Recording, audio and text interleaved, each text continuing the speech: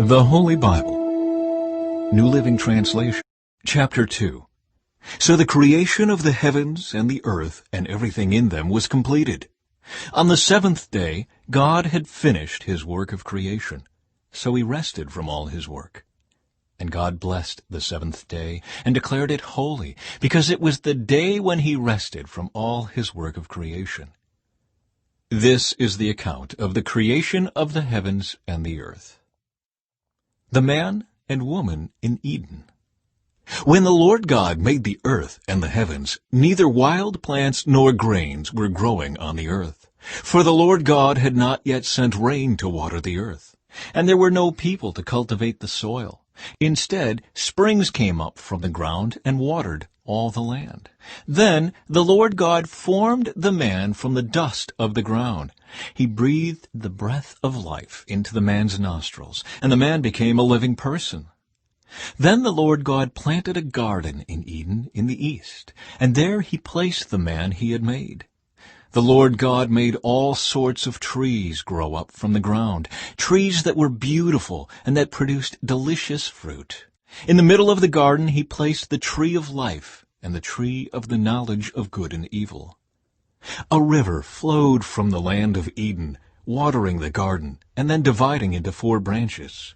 The first branch, called the Pishon, flowed around the entire land of Havilah, where gold is found. The gold of that land is exceptionally pure. Aromatic resin and onyx stone are also found there. The second branch, called the Gihon, flowed around the entire land of Cush. The third branch, called the Tigris, flowed east of the land of Asher. The fourth branch is called the Euphrates. The Lord God placed the man in the Garden of Eden to tend and watch over it. But the Lord God warned him, "You may freely eat the fruit of every tree in the garden, except the tree of the knowledge of good and evil. If you eat its fruit, you are sure to die." Then the Lord God said, "It is not good for the man to be alone. I will make a helper who is just right for him."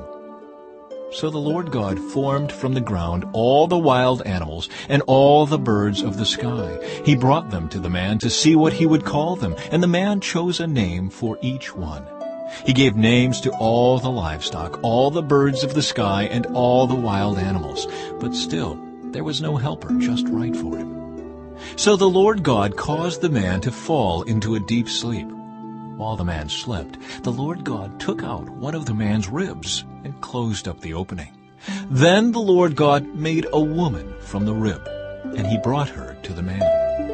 "At last," the man exclaimed, "this one is bone from my bone and flesh from my flesh. She will be called woman, because she was taken from man." This explains why a man leaves his father and mother and is joined to his wife, and the two are united into one.